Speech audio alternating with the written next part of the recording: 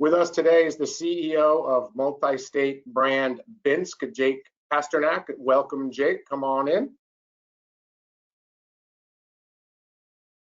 And before I turn it over to Jake for an intro, I just want to let listeners know that back in February, CBE interviewed Jake, and who gave a lot of background on the company. That's important because there's great information there, and definitely worth the read. But I say that because today we're going to be taking a deep dive into the nuts and bolts around brand expansion. So with that, Jake, welcome.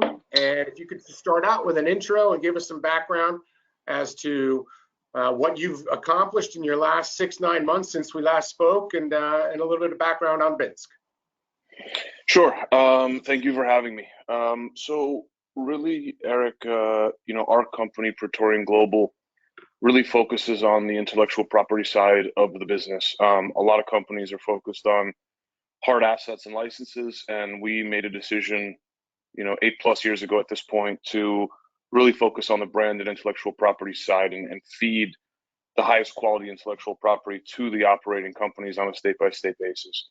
I think the kind of most important things over the past, let's say, half year is really, expansion, adding additional territories, adding additional products, fine-tuning some of the pieces of intellectual property to really just create more efficiencies. I think at the beginning of cannabis, it was more about getting up and running and getting operational. And I think now you're starting to see an inflection point where it's much more focused on efficiency and, net income and being able to have a business that is sustainable as opposed to just a business that can legally produce cannabis. Great. I mean, I think what's interesting with Binske and your assets, you started this company with a different perspective, right? 99% of the companies in this space launch in a state, they build out their infrastructure, whether they're growing or cultivation or edibles, kitchens and whatnot. You started with a completely different model.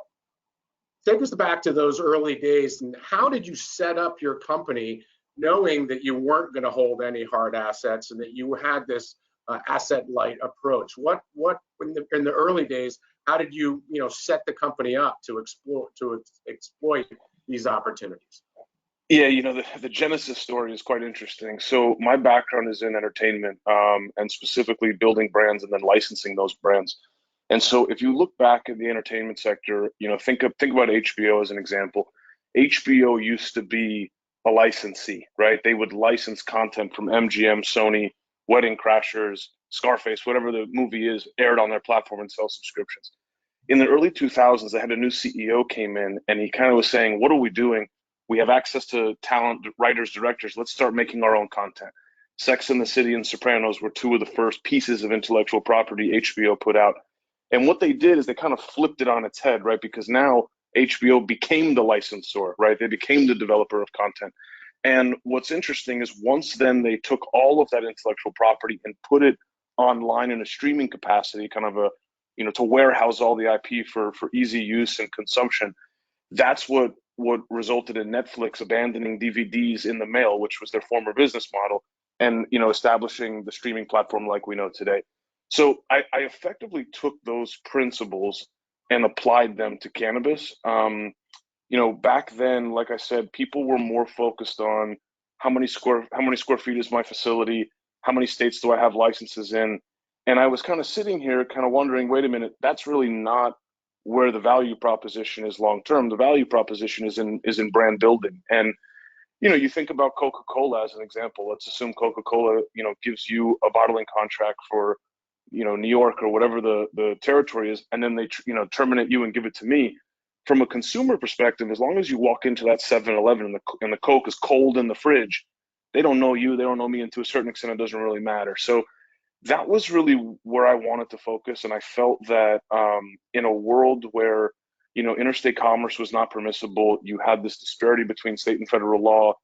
Instead of trying to make a bet on a hard ass that would potentially have longevity forever and potentially not, I made my bet on the brand side.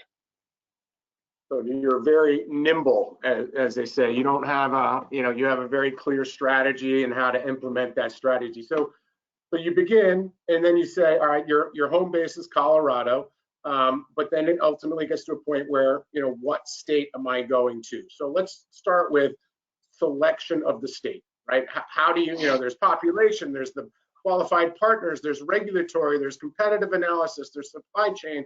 When you think of a new state, what are the things that you focus in on? So it's interesting, and there's obviously been a significant growth and sophistication of that, right? Back then at the beginning, there wasn't BDS analytics, there wasn't all this good data and all these things available to us to kind of inform decisions. A lot of it was based on gut and then also what was available, right? Back then, there was only two legal marketplaces, right? Colorado and Washington. So um, you know, back then it was a little bit more opportunistic what was available and what made sense to kind of just grab. Nowadays, it's much more scientific. It's a question of, where do we see the growth curves? Is the territory medical versus rec? When do we think rec is happening?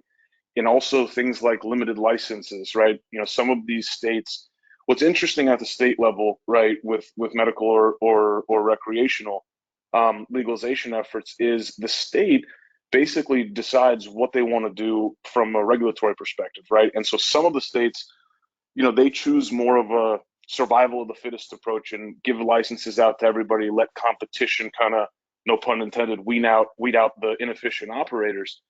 Other states have a limited license system, which again has its pros and its cons. So things like this are important, as well as permissible product types, right? Some territories don't allow certain product types. Think about Florida as an example. A handful of years ago, flower was illegal, as was edibles. It wasn't a permissible product.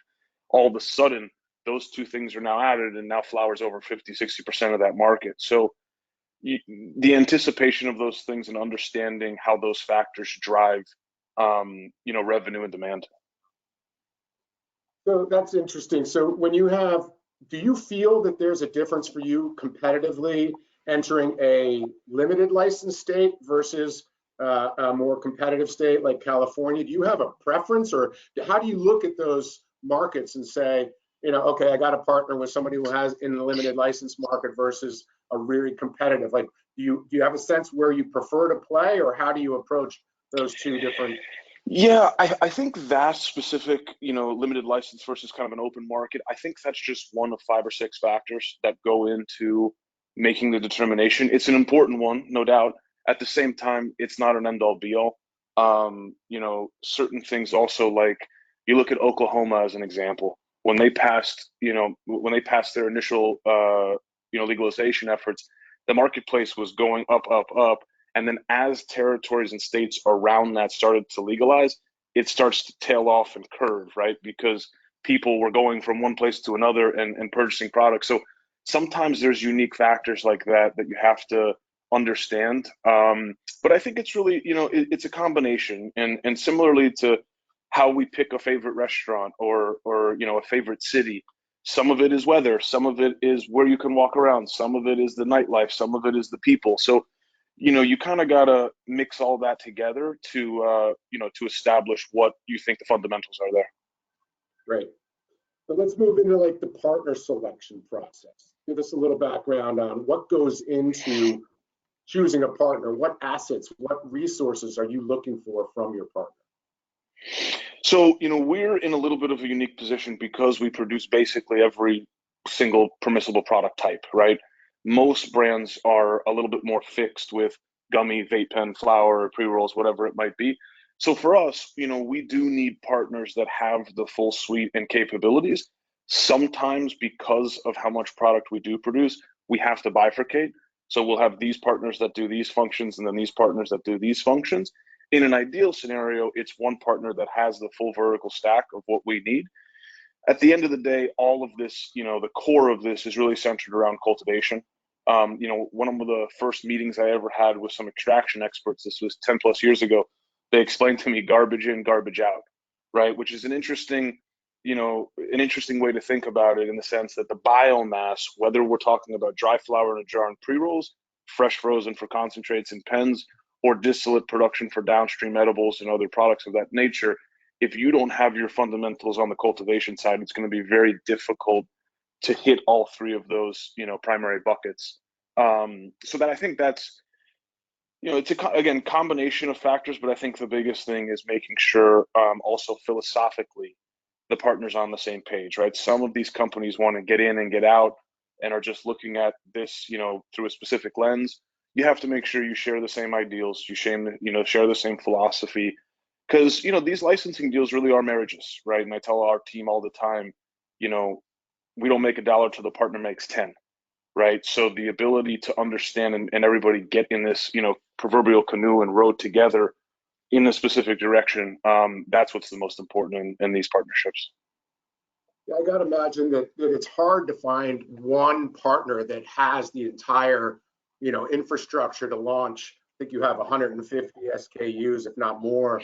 And so I imagine part of your analysis is looking at the partner, having an honest conversation with them about where they're super strong and the areas that we collectively, you and the partner, need to kind of bolster in order to be successful. And part of that probably is supply chain. I mean, you have those types of discussions saying, look, you grow great weed, but you're not a great extractor. And like, how do those discussions go? Because your success will be driven by the entire supply chain.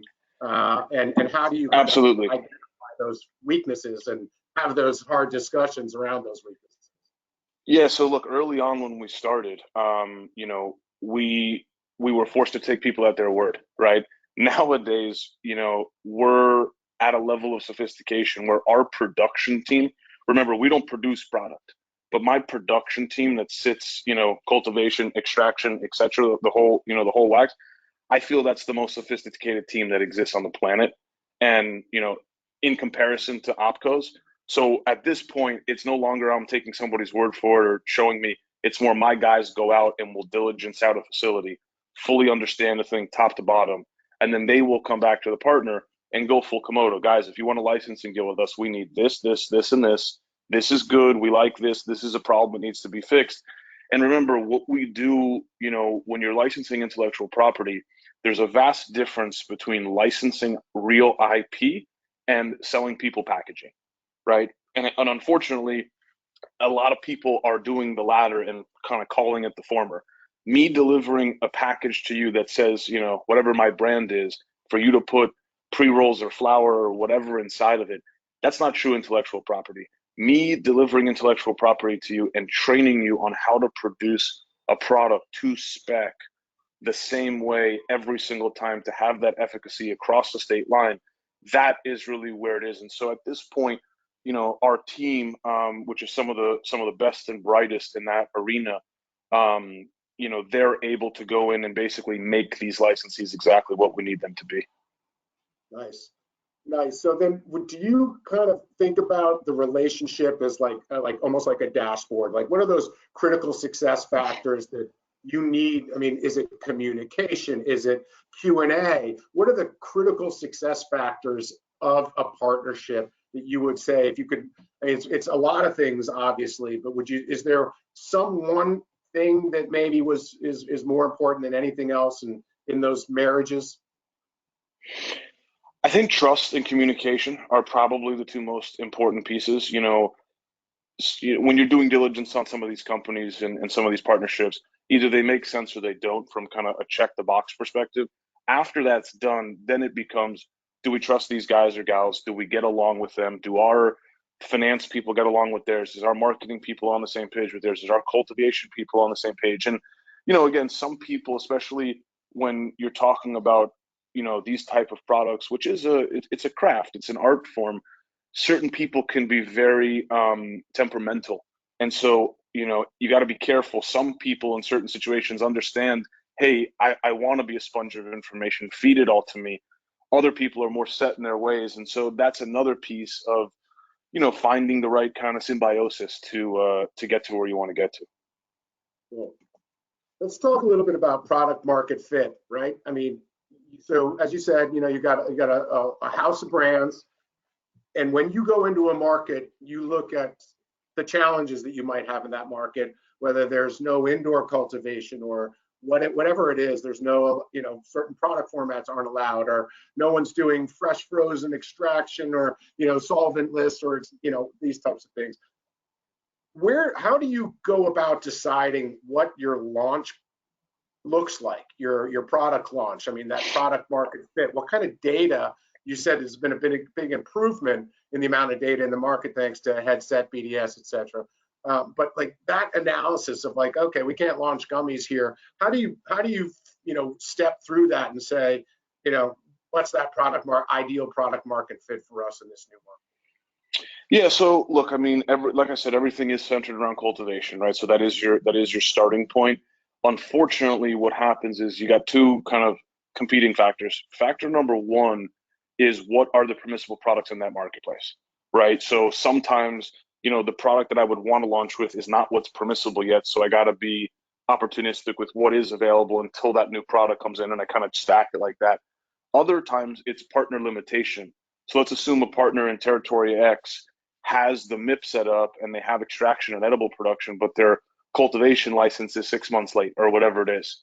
So sometimes you gotta kind of work backwards. So, in an ideal scenario, if you think about it, the bulk of the population is more comfortable with flower, right? Simply because they know how high one puff or two puff gets them. Whereas edibles, most people don't necessarily have, all this background history and understanding on what milligrams do. Same thing with a vape. So normally what you see is that's really more the entry product that a lot of people are comfortable with, specifically pre-rolls in some cases. And then as people get, more used to the products, they then kind of delve into some of these other things and try other products. For the most part, what I've seen is, edible specifically, I think people are usually surprised on the effect of an edible on them. We're talking about net new consumers for the first time. They have a mental projection of what that is. And so, breaking through some of those taboo walls, and really just coming correct with small dose product, full education, that's a good way to do it. But like I said, everything does start with flower, simply because that's, the most acceptable format at this point. Okay, so it's a bit of a land and expand strategy where you kind of narrow the focus around launch around certain SKUs, ideally flower, and then grow into the market in terms of adding on additional SKUs. So let's talk about the word that everyone's chasing, which is scale. Like, what does scale mean to Binske? Because of the fact that we're not talking about your farm, we're not talking about, your extraction capabilities. What is scale? How do you think of the word scale? Scale for us is really a question of matching the supply and the demand curve, and back to what we said before, understanding what SKUs are appropriate to be in certain territories and we should prioritize versus other territories. And think about a company like Montclair as an example. They have a store in Aspen, they have a store in Miami. Those two locations do not sell the same products. In Miami, they sell bathing suits. In Aspen, they sell ski jackets, right? So understanding, your audience, your environment, and that's where a lot of the improvements on the data side is very helpful. But it's also getting out into the marketplace. One of the things I like to do, and a lot of our senior staff likes to do, is do some of the secret shopping. I'll just go to a territory, go in somewhere, ask some questions, not introduce myself to anybody, and just hear what are people saying, right? Where are people leaning? That's also important to have a good beat on exactly what's going on. Yeah, it's got to be fascinating because you've got, the old model is, well, if it works in Colorado, it's going to work everywhere else. We'll use this as a test bed. That's not cannabis. Cannabis it's crazy how one product does not take off in one market and it explodes in another. What are some of the anecdotal stories you have from discovering a form factor or a product fit in a market that was surprised you, or that was interesting based on the fact that, well, maybe it wasn't a big hit somewhere else, but here it is? Yeah, I mean, each state I would say has honestly one specific product like that it has kind of an interesting story around it. I was having a conversation the other day with one of my guys about Las Vegas and Nevada specifically. And what's interesting there is, the casinos, you're not allowed to smoke joints in, right? Flower you can't smoke in. But a vape pen nowadays, with the e-cigarettes and the popularity of them, no one really knows the difference between an e-cigarette and a cannabis vape.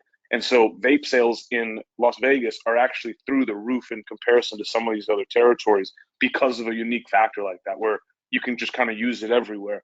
So I think that's interesting. I think also when you look at, let's say, when Florida, look at, Florida or some of these other territories that are kind of a, highly regulated medical at the beginning, most of the consumers on a highly regulated medical are a specific demographic.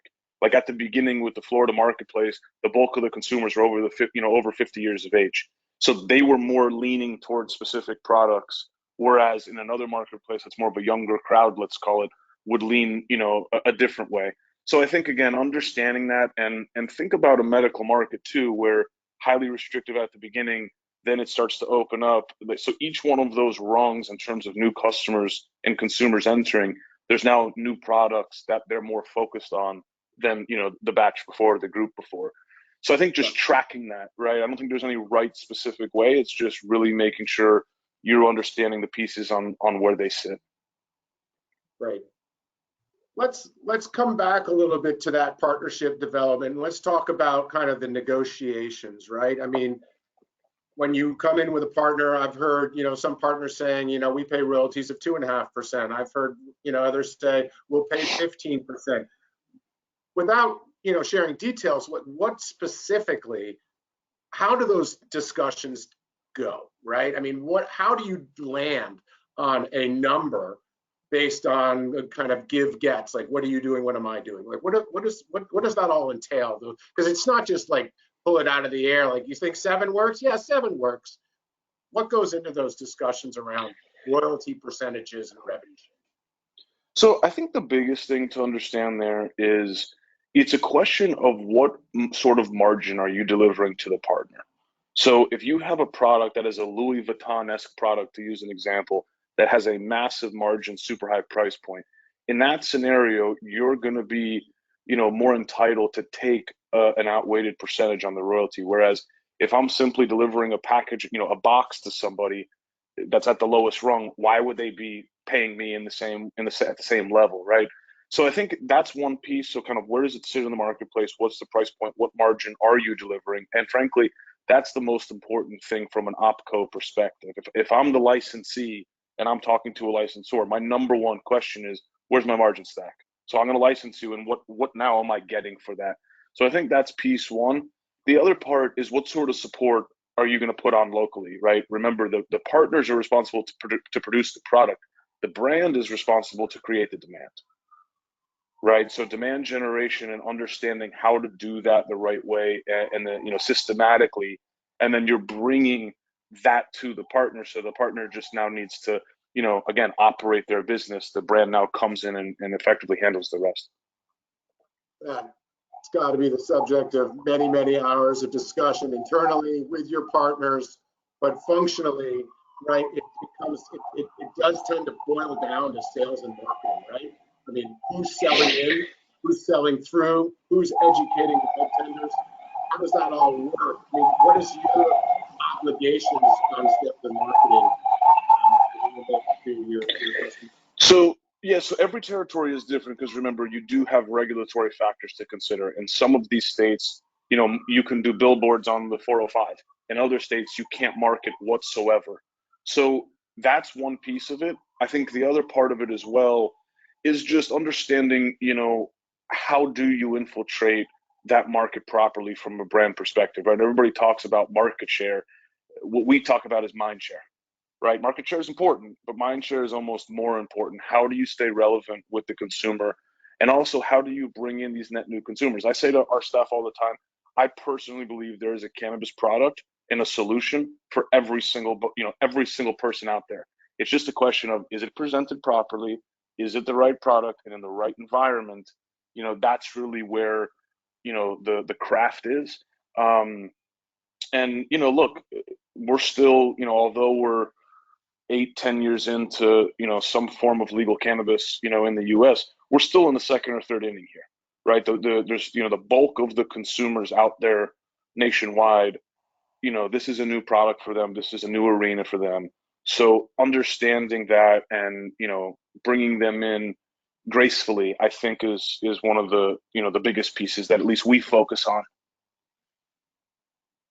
I think that what's interesting about how you go about, your go-to-market strategy and others, I think one of the things that you hear often is that, if I've got a partner and that partner is, supporting me, either that's, maybe it's logistics or maybe it's distribution, what have you, but there's always this kind of like feeling on the part of the brand that they're not getting the attention they deserve, right? Like they're not selling my product. They're in there with their own product, and on the way out, oh, by the way, you don't have any Binske gummies or something, that there's always like, I want to be first, not second or third or fourth or fifth, right?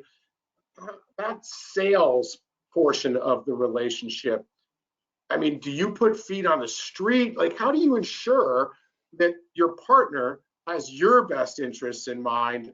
Because they have theirs. Yeah, no, look, that's a good question. And frankly, that's one of the most difficult pieces. You have to put boots on the ground in each one of these territories. If you don't have boots on the ground in the territory, you're kind of, just throwing something in the wind and kind of seeing where it sticks. Um, you know, the other interesting part is a lot of these operators, they have their own internal brands. So now you're competing against their own vertical brand that they own, themselves. So again, it's really about differentiation, right? How do you put a different face on the product? How do you have a different story? And how do you draw people in?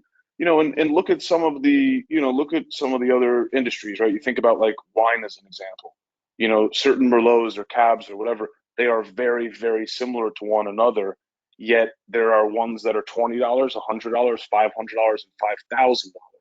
So it's just again, creating some of that brand building and that connectivity to the consumer to continue to drive towards a specific product. Yeah, no, fascinating. I mean, I think at the end of the day, even in a perfect world where you're doing really well in a market and you've got a 15% royalty, right? That is still 85% of the economics go to your partner, right? And so, that is by market standards on the higher end of the spectrum. You have other people that I think you're right. They're just sitting there saying, look, I don't really need that much royalty. What I want to do is I want to make sure my brand is in Chicago, New York, Philadelphia, or whatever market it may be. And because they're trying to build that brand awareness on a nationwide basis. So there are trade-offs. It's not always just how much is my royalty, but the commitment, I think, is what's fascinating. And, you're saying you must have boots on the street, or you're really just kind of like, throwing stuff against the wall. What are the other things that are absolutely kind of core to your strategy in a new market with regard to human assets in market, right? I mean, is it demo days, PADs? Is it, Right. bartender education? Obviously, what are the things that you're like, let's not even do this if we're not going to provide these services, if you will? Yeah, I mean, so look, I think the biggest thing for us specifically is at this point, we require comprehensive training on basically every single piece. So what I described to on the production side, of teaching every single step of the cultivation process per our specification to a partner, and then extraction and edibles is the same thing on sales, is the same thing on marketing. And, it's also in messaging. How are we messaging this properly? How is that message being delivered? Where is it being delivered? Right? So really understanding that I think is key.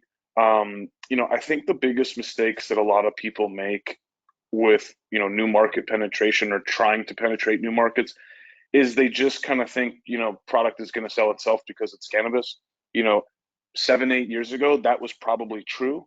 Nowadays consumers are more sophisticated. They are being driven towards more high quality products. And again, the operating companies now are really focused on net income and net revenue. And so if the product doesn't work or the brand doesn't work from an economic perspective, it really doesn't matter what the demand is, right? So you kind of got to balance those two things at the same time, to make sure you're getting your needs met, but also make sure your partner's needs are met. Like I said, a marriage only works if both parties are happy and both parties are communicating properly.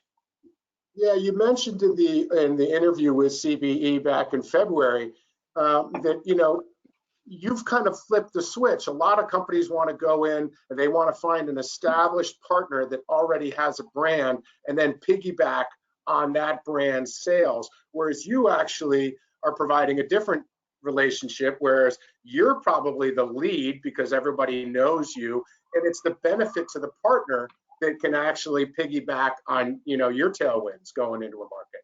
That's a 100%. nice. Yeah, and what's interesting about that too, right, is you think about like Saks Fifth Avenue or a store of that nature, and think about if you're saying, hey, I'm going to give you these exclusive Louis Vuitton products, but then you got to carry my Banana Republic products too, right? As opposed to I'm going to give you Banana Republic and then you have to carry my Louis Vuitton. So you also have to know where the leverage point is, and that's also important in terms of exclusive drops, innovative products, putting out different genetics and different things that other people don't have. That is also the key, because there is a lot of saturation at this point and a lot of repetition with regard to product types, formats, genetics. Certain places you kind of see the same thing all the time, and when you see that that special something unique, that really captivates hearts and minds, and they remember. And then when the next thing comes out, now they're seeking it, and by the third or fourth drop, they're on the mailing list and they're there, buying that thing out immediately. So that is definitely important. Understanding how to leverage the retailers, I think, is important too. Some of these guys on a state by state basis are vertical operators. Other ones are just standalone retail. They buy for a nickel, sell for a quarter type of structure. And so a part of that also is how do you put some innovation into the actual store itself, right? You think about fishing in the ocean and think about fishing, while the fish are in a barrel. So it's also being strategic, I think, with that understanding. Awesome. I want to talk a little bit about the relationship and kind of, not problem resolution, but like, CPG at the core is consistency, right? The old Big Mac example, right?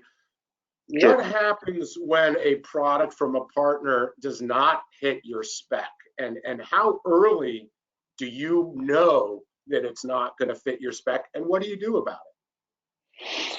So, we have an internal, rule at the company that if the product doesn't meet spec, we will never jeopardize brand authenticity and, ethos, let's call it, for revenue, right? So if the product doesn't meet spec, the product doesn't meet spec. It doesn't matter how many of them, are wrong. They need to be fixed, period, end of sentence. I think the biggest thing there to also understand is that you have your internal kind of checklist against the efficacy and the specification. You then have certain data points on testing, potencies and homogeneity with edibles and things of that nature. But there are some of these things that those type of tests don't pick up, and so you do have to spot check product, right? I mean, you got to go in and you got to just pull a random thing off the shelf and you got to look at it and make sure you're comfortable with it. And also having a team that actually cares about the quality of the product, right? I think that's another big piece. Is in a lot of these scenarios, you got people that are just focused on the numbers. How many do we produce? What's this? What's that? As opposed to making sure that they're putting out an efficient quality product that people will stand behind. That's how you build a brand, as opposed to just sell a commodity, right? And I think a lot of people don't get that in cannabis just yet. That's something that will continue to develop, if all that makes sense. Yeah, no, and it sounds like it actually starts with what is near and dear to you, which is the genetics, right? I mean, it really, you're talking about in the soil, what's coming out of the soil, and that ultimately is your supply chain. And it's critical that obviously there are things that can happen in the environment to impact that supply chain. But talk a little bit about kind of your genetics and how you kind of integrate that into your partnerships. Yeah, so we recently in the past calendar year acquired Oni Seed Co. And Doc and Nick and their whole team over there are some of the brightest guys I've ever come across in the genetic arena. I mean, what these guys have done not just, recently, I'm talking about for the past 15, 20 years, is really unbelievable. Their passion, their drive, their focus, and their commitment to quality, right? I thought I was the snobbiest flower guy I've ever met until I met those guys. And I mean that in a complimentary way, because it really is all about the innovation and the quality. And again, think about the wine industry X amount of years ago, 40, 50 years ago, it was, are you drinking red or are you drinking white? There wasn't, Saverniers and Sancerre and all these unique things that now people are focused on. It takes time to develop all that, right? And at the end of the day, if that master winemaker doesn't love what he's doing and doesn't have a real drive and passion towards that, the product, consumers aren't stupid. They're going to understand it. They're going to see it. And unfortunately, you got a lot of people that, are putting the same thing in 6 different bags and calling it 6 different names. That's not innovating. That's almost tricking a consumer, right? So, it's also understanding what to look for and how to, avoid some of those pitfalls. But as you said, for me personally, our company, genetics is at the core of everything. We believe that is by far, the most important part of the the business. What is the, this is what's the layman's answer to this, but like, what's the IP around the genetics, right? How do you? So, think about so think about a painter with an easel, right? Let's assume this painter has, green and orange. What colors can he paint? He can paint green, he can paint orange, he probably can paint brown, but he can't paint pink or yellow, right? So when you're talking about breeding and creating net new innovations, it's about what is your library that you have to work with? What terps and what different things and different expressions of genetics are we looking for? And then having the access to some of those things to then, fuse together to create a net new creation. So, the past, let's say, 10-ish years or so, the dessert category is a specific category that kind of exploded, right? Gelato, sorbets, sherbets, pound cakes, all those type of strains, those are pretty new in the past decade, give or take. And it all really, came from a lot of those initial gelato strains. So it really is also, again, making sure from a innovation perspective that you have the core fundamentals to be able to then build upon, on a go forward basis. And some of the Z forward stuff that our guys are pumping out right now is really unbelievable. There's a Luga that just came out. There's a Zahidi lime that just came out. These are really flavorful, candy, delicious expressions that then also have hints of lime and lemon, or they have, a hint of gas mixed with that. So having those aromas and those sensations, I'm a big believer that quality of genetics is about the aroma, the flavor, the scent, the feel, and then the high itself, as opposed to an arbitrary number like potency, right? That's like saying, Everclear is nicer than Blue Label because it has more alcohol inside of it. I mean, yeah. Okay.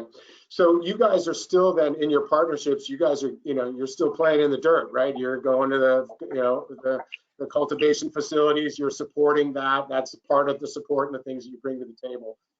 Are you very involved in the entire supply chain, or is there a point where you just got to let your partner, you got to trust your partner that they're on top of it and you have kind of check-ins? But how involved do you get in like ensuring that supply chain is intact to deliver your revenue stream?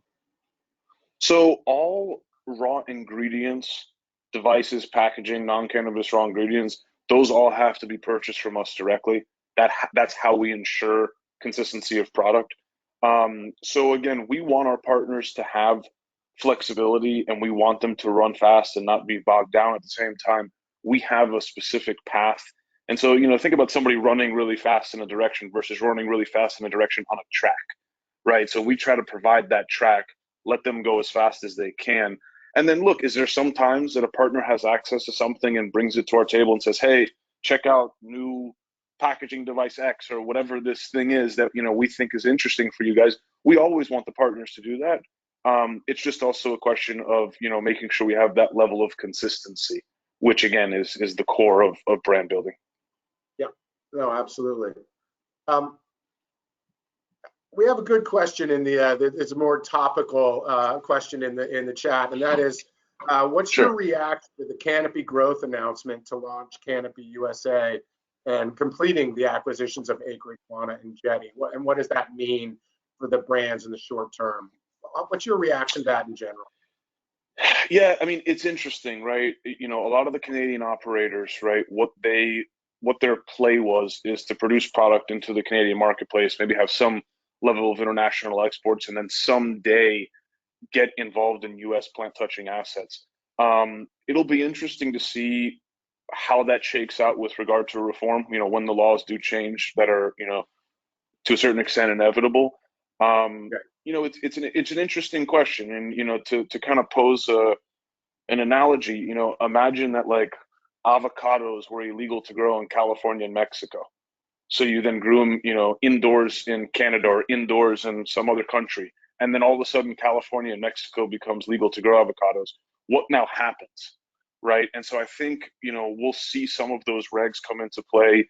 Whether there will be, you know, intra-country commerce, I think is an interesting question. You know, and you're seeing a lot of that in the international marketplace right now between Canada, EU, you know, Israel, Australia, etc. So it'll be interesting to see how the U.S. tackles that, you know, when the time comes. Based on the experience you've had in your model, could you envision a scenario when the walls come down and interstate commerce? Could you imagine a scenario where you flipped your model and said, okay, I've been leaving 85% of the economics on the table for a long time now. I'm actually going to do my own thing and maybe acquire your partners or what have you. Like,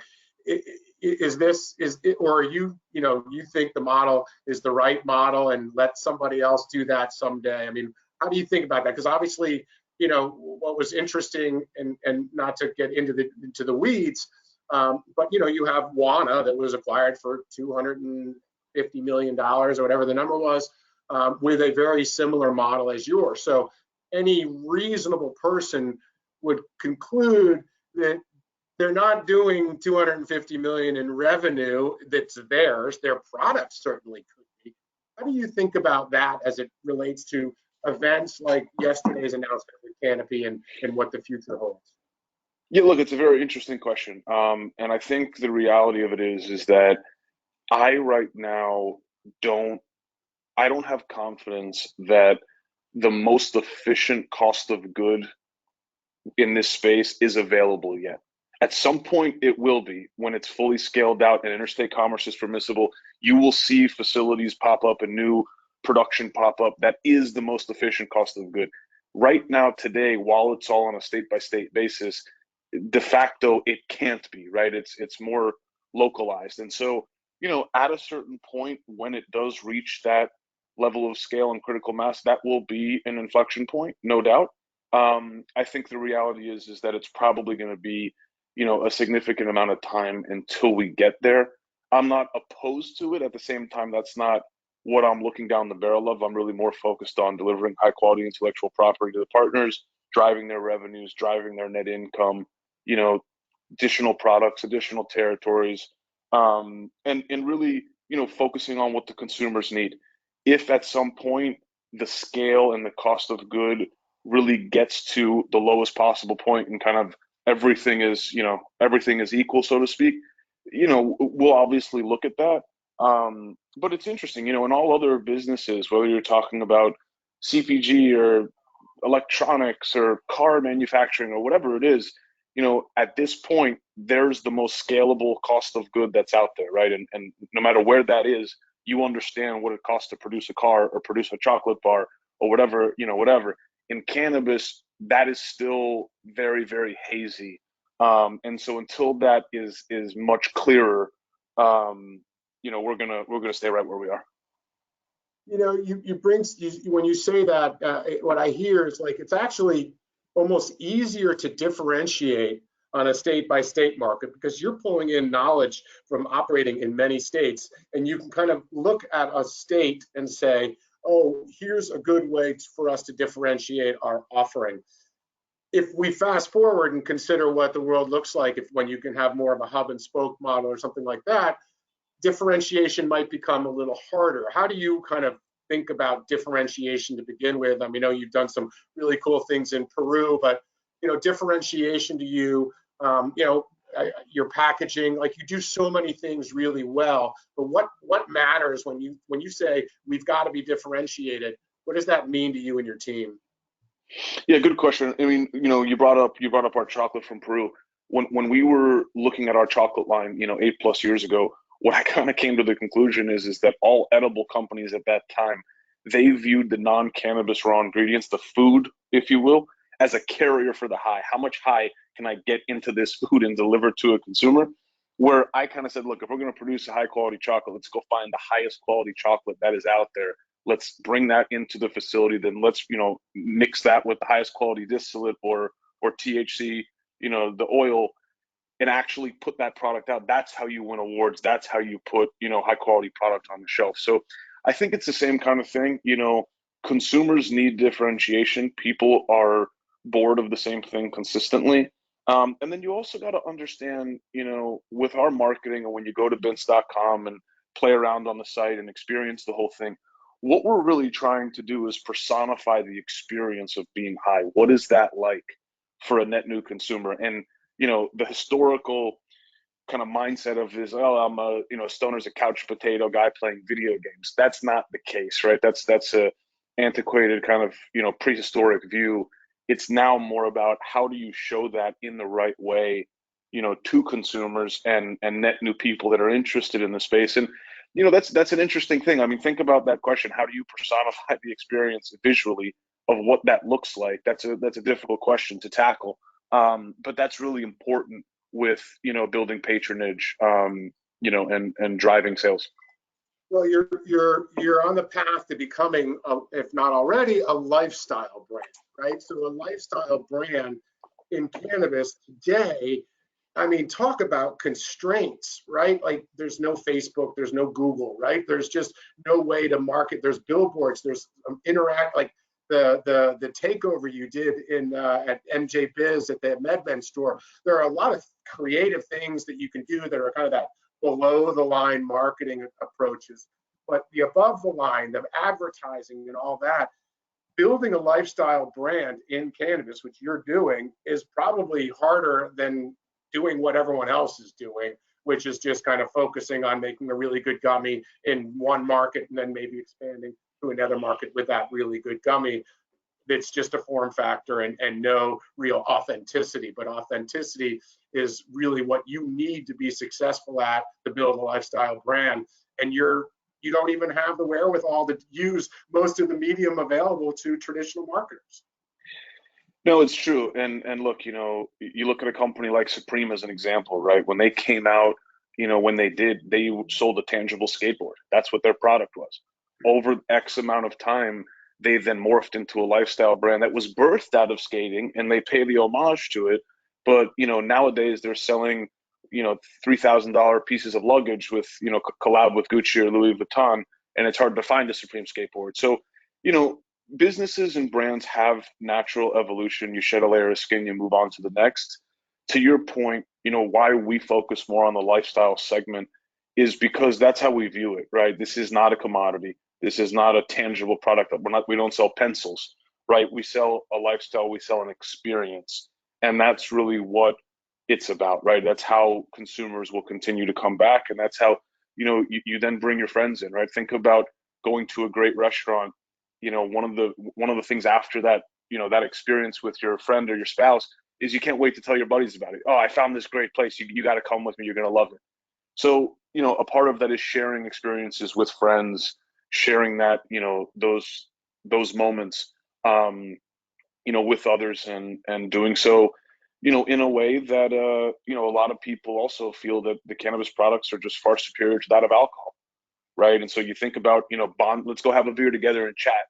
Let's go smoke a joint together and chat, or let's eat some edibles and go to a movie. So there's really, a solution and an experience for everybody. I think the question is understanding what it is, how to visually represent it properly, how to differentiate yourself properly, and then Also understanding the zeitgeist of the consumer. What do they want, and how do we deliver that to them properly? Yeah, share a little, like, because I think not, the industry is not paying enough attention to what happens when we're in a traditional CPG industry, right? I mean, I'm convinced that when the walls do come down, everyone's talking about the capital markets and safe and bank, all the good stuff that needs to be discussed, but no one's really talking about marketing. And you know, like I said, Google AdWords or Facebook or whatever digital marketing, you know, is available to you today versus what will be available to you in the future has the opportunity to allow new brands to appear because it's seasoned people that know what they're doing and know how to do that customer engagement thing and put a coupon somewhere and have somebody walk into a dispensary to reclaim.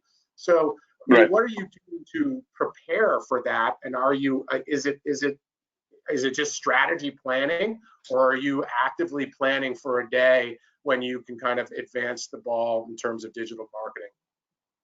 Yeah, no, we have the building blocks in place, and we're stacking them month by month, year by year, to get ready for that point.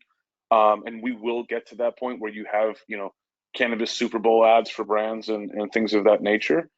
I think the reality is for now, it's understanding where to pick and choose your battles. Where does it make sense for us to fight a battle? Where do we think we can win, and why? And I think at this point, a lot of that is in store. Think about a billboard on the 405, you know, as an example. What percentage of the people are going to, you know, drive by and actually use cannabis products?